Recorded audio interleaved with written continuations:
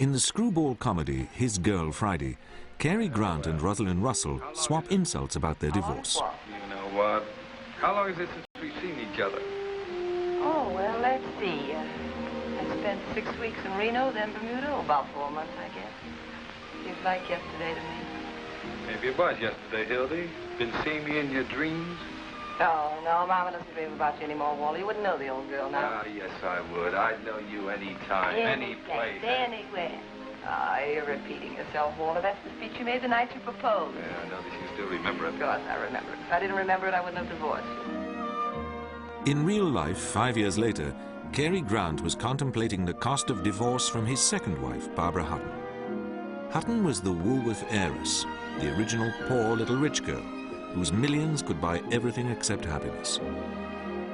But even apart, Cary Grant retained Hutton's affections until the end of her unhappy life.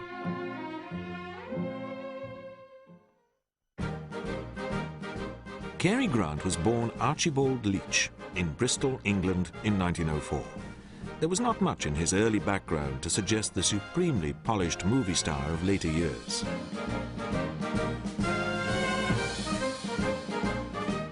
His mother had a breakdown when young Archie was 12, and the boy found refuge with a troupe of acrobats.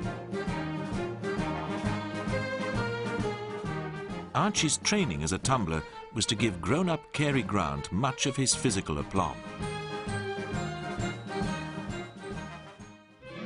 He first performed in America as a teenager, but only settled in New York in the late 20s, where he played in operetta, an intriguing profession in the Neon City.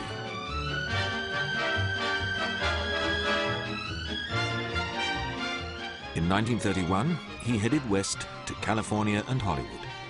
Archibald Leach had been left behind. But the real Cary Grant had yet to blossom in the perpetual sun of America's West Coast.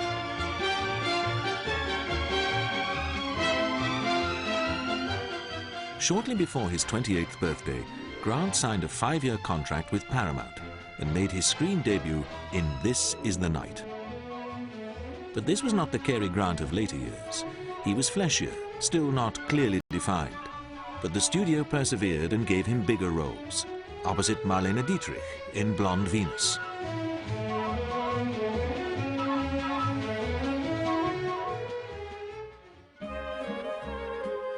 And as the elegant object of Mae West's desire in She Done Him Wrong and I'm No Angel. Why did you admit knowing so many men in your life? Well, it's not the men in your life that counts, it's the life in your men. Cary's quizzical attentions were calculated to bring out the worst in Mae, who unfailingly spotted him for what he was.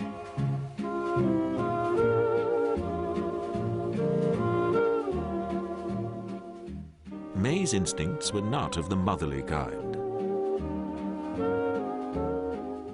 The studio capitalized on this success with a stunt to make you cringe. Hello, Alice. I came up to tell you how much I enjoyed your song. No, no kidding. All jokes aside, I'm serious. I really mean it. By the time Grant made Susie with Jean Harlow, he was an established leading man.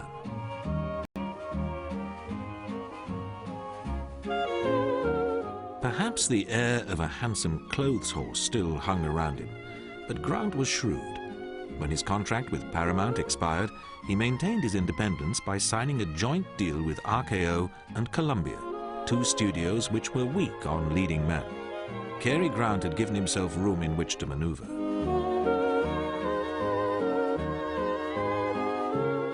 He was about to emerge as a fully fledged comedian. The vehicle was a screwball comedy, the movie Bringing Up Baby. The co-star, Katharine Hepburn. That he was on the point of having a nervous breakdown. Does he want to wear those clothes? I don't want to wear this thing. I just want to get married. So life a minute. Little one, little thing you don't know him. Please listen if you don't. What? Exactly, David. Don't talk so much. By 1940, Archie Leach had been replaced by Cary Grant, a top-rank star, detached and ironic, equally at home as distracted comic foil or the tough pilot hero of Only Angels Have Wings. Chorus girl? No, I do especially. So much the better. Hey, little chumdunga walking around, aren't it? Come on, There's this sprain nothing is the matter with it. Come here. Well, look. Well, let me put you down somewhere. Look at it. It's not sprained. Look, I just lost the heel off my slipper, that's all. And I have the darndest luck, losing one heel right after another. You're a queer duck, Molly. So are you. In the Philadelphia story, Grant was reunited with Hepburn, and with James Stewart thrown in for good measure. Battle was rejoined.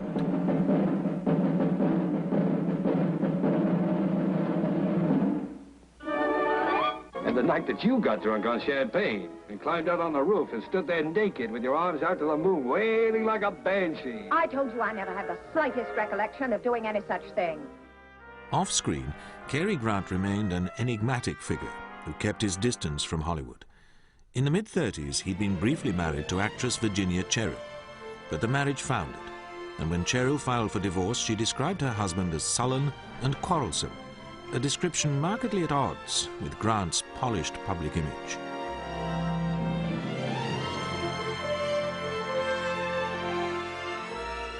Later, Grant set up a bachelor home with Randolph Scott. Cary called his pet terrier dog Archie Leach. Barbara Hutton's background was very different to that of her future husband. She wasn't born with a silver spoon in her mouth. It was an entire dinner service. The cutlery came courtesy of the Woolworth Stores empire. Cheap goods for the masses in America and at Woolworth branches in the United Kingdom. The retailing revolution started by her grandfather, F.W. Woolworth, gave Barbara an inheritance which, were she to come into it today, would be worth nearly $1 billion. It was a magnet for rogues and fortune hunters. Firmly in the latter category was Barbara Hutton's first husband, the Russian exile Prince Alexis Mdivani, whom she married in 1933. 3 years later, the couple were divorced. Mdivani left clutching a fat check, a recurring hiccup in Hutton's life. Hutton was obsessed with minor European aristocracy. Her next husband was the Danish Count Haugwitz Reventlow. She bore him a son, Lance, in London in 1936.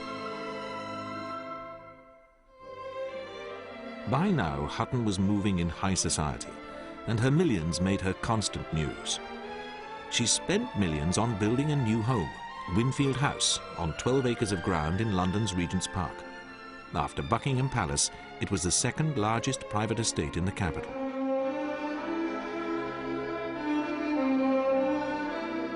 But Hutton's wealth could buy her neither happiness nor popularity. In Britain, she was made to feel an outsider by its snobbish aristocracy, and her decision to relinquish her American citizenship as a tax-saving device created a storm in her native America, where Woolworth workers were on strike for higher pay. Having renounced her American citizenship, Hutton was about to renounce her count. Reventlow was a cold fish. His wife was increasingly unhappy with her glacial, manipulative husband.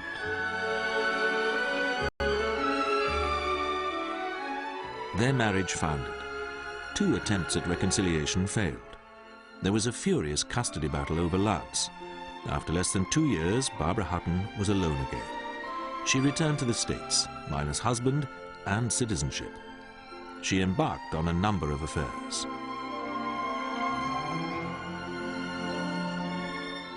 One of them was rumored to have been with fellow multi-millionaire, aviator, and all-time oddball Howard Hughes. Barbara later said of Hughes, "The charming thing about him is he isn't charming." Howard did not stay the course. Barbara Hutton met Cary Grant for the first time in 1938 aboard a transatlantic liner. She found him witty and gracious. He entertained her with tales of his early days in the movies.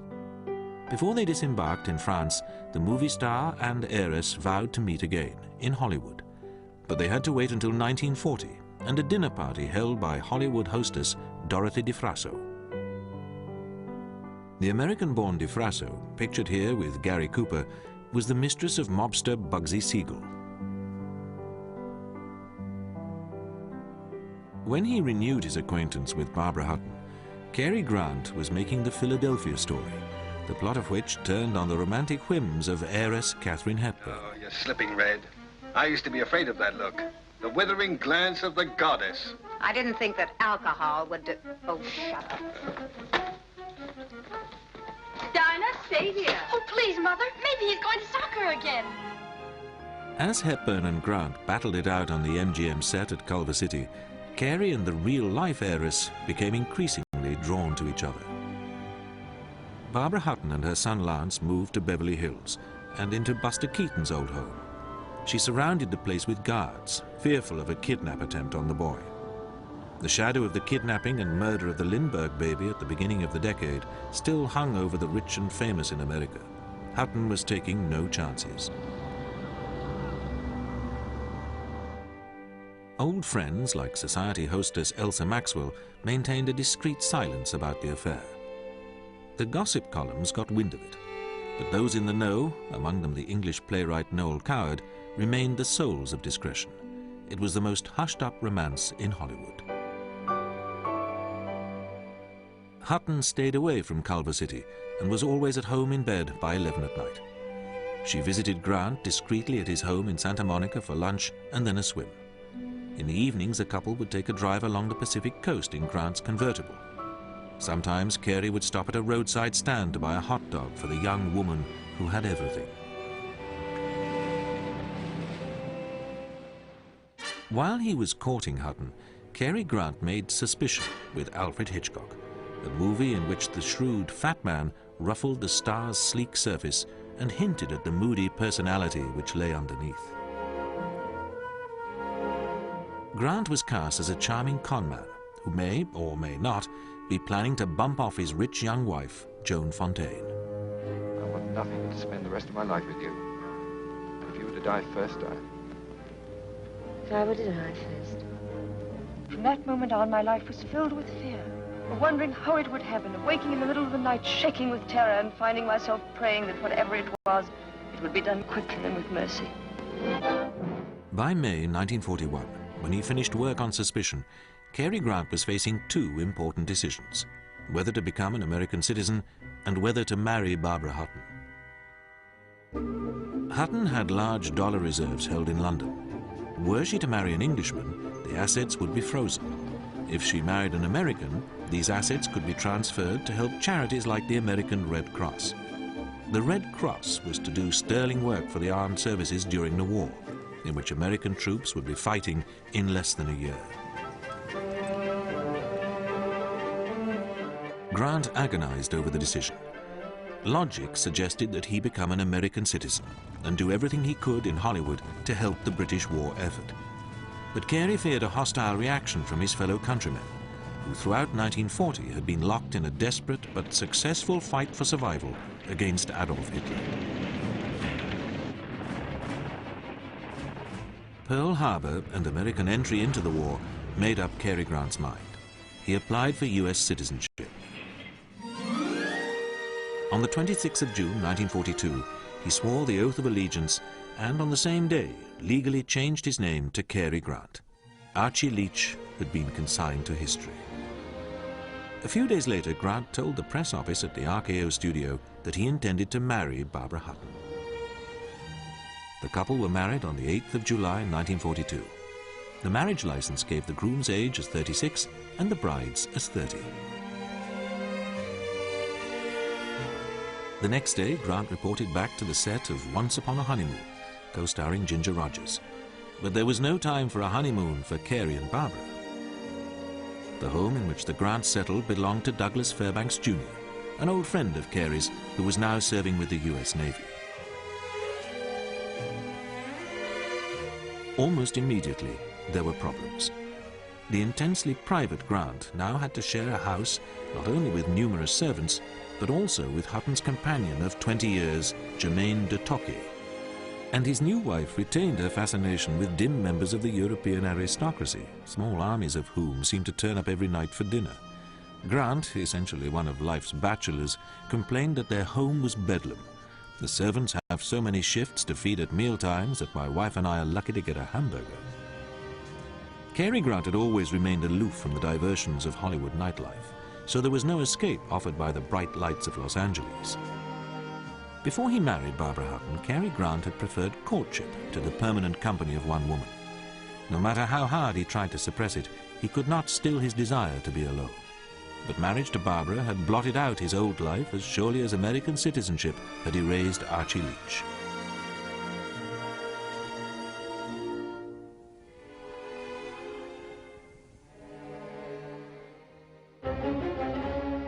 In a vast house full of sponges and hangers-on, Barbara's natural habitat, Cary Grant felt imprisoned. And the Grants were being watched by the FBI. J. Edgar Hoover was hot on the trail of Axis spies. Barbara Hutton's international circle of friends, including Dorothy DeFrasso, another FBI suspect, suggested links with known enemy agents. There were none, but files were opened on Hutton, codenamed Red Rose. Grant was now working on a new RKO movie, Mr. Lucky. He was at the top of the Hollywood tree, one of the handsomest men in the world and married to one of the richest women in the world. But was he really Mr. Lucky?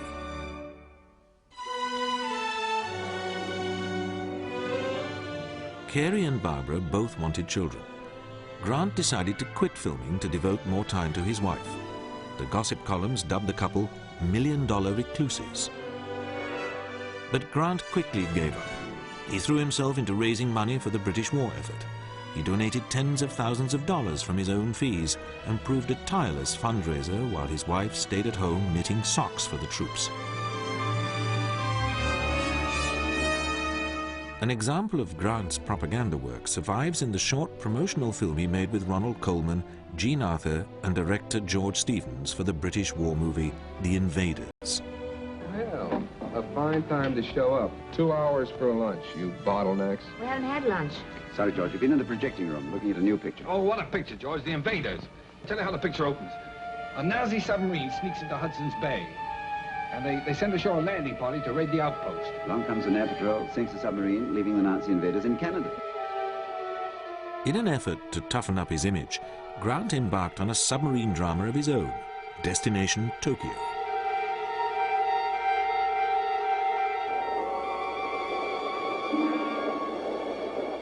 We're approaching their submarine net, Mr. Raymond. Anything I can do, sir? You can join us in holding our breath.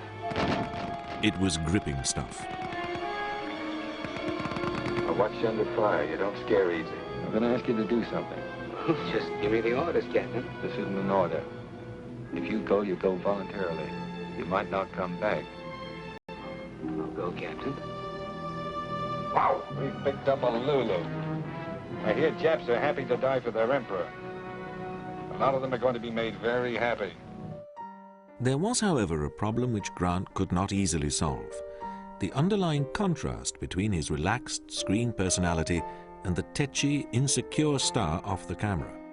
The effort to be the charmer adored by filmgoers exhausted Grant, leaving him craving solitude, and exposed the fault lines in his marriage.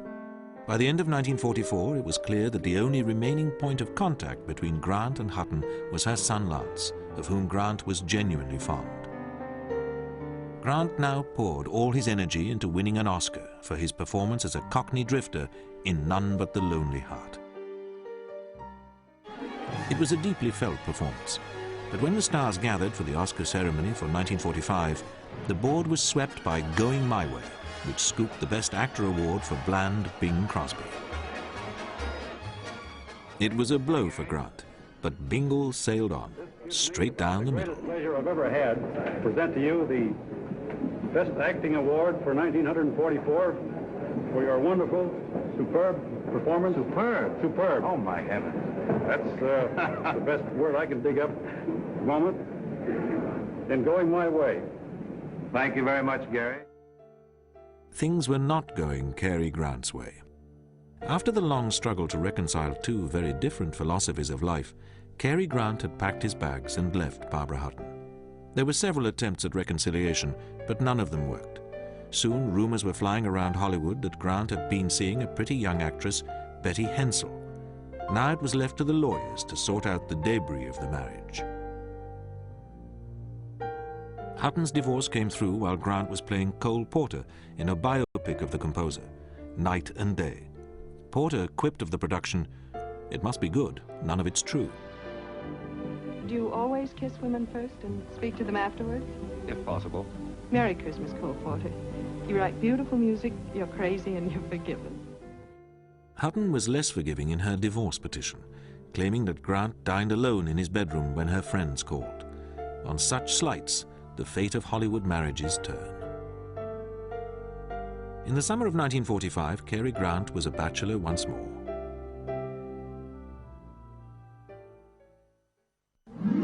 But in The Bachelor and the Bobby Soxer, made 2 years later, he was still musing about marriage.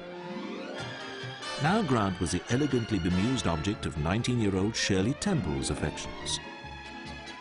Judge Myrna Loy added more complications, and then there was the problem of marriage. Well, my father was a bachelor. Really? He always said he'd know the girl he wanted to marry when he met her. Well, he met my mother, put his arm around her, and that was that. In the 50s, Alfred Hitchcock was still playing games with his favorite leading man.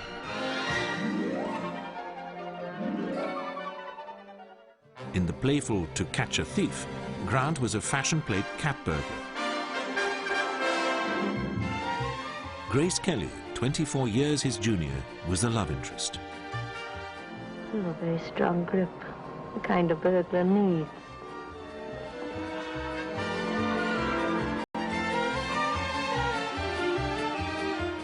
Hitchcock was always able to catch the handsome charmer unawares, as he did in the 1959 thriller North by Northwest, although he did throw in Eva Marie Saint as a romantic bonus. Hello there. Tell me, why are you so good to me? Shall I climb up and tell you why?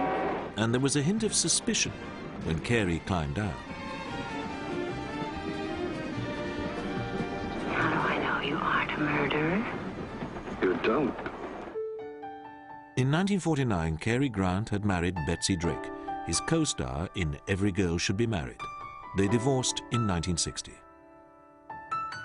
5 years later, Cary married actress Diane Cannon. She was 28, he was 61, but looked about 41. Cannon, who had been living with Grant for several years, gave him the son he craved. But in all other respects, the marriage was a disaster, ending in a deeply acrimonious divorce. There was a fifth marriage to Barbara Harris, retirement from movies, and a profitable sinecure as a cosmetics executive. In reply to a cheeky journalist's telegrammed inquiry, "How old Cary Grant?" Grant replied, "Old Cary Grant fine. How you?"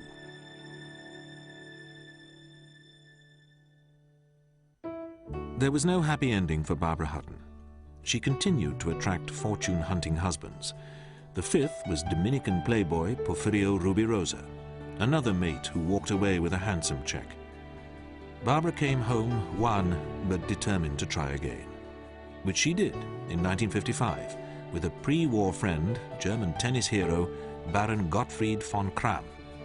Unfortunately, Gottfried preferred men to women. Barbara reached for the checkbook. Old Barbara Hutton was not fine. Her fortune dwindled, depleted by her impulsive generosity and the asset stripping of husbands and hangers-on. She died in 1979, age 66. Poor little rich girl. Cary Grant was the only one of Barbara Hutton's eventual 7 husbands who took not a penny from her. Seemingly ageless, he died following a stroke in 1986. Grant once said of Barbara, "The trouble wasn't with her. People just can't disassociate her from her money, and they act like idiots around her. She seldom gets to see people as they really are."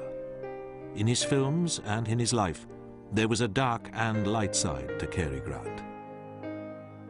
Barbara Hutton saw them both.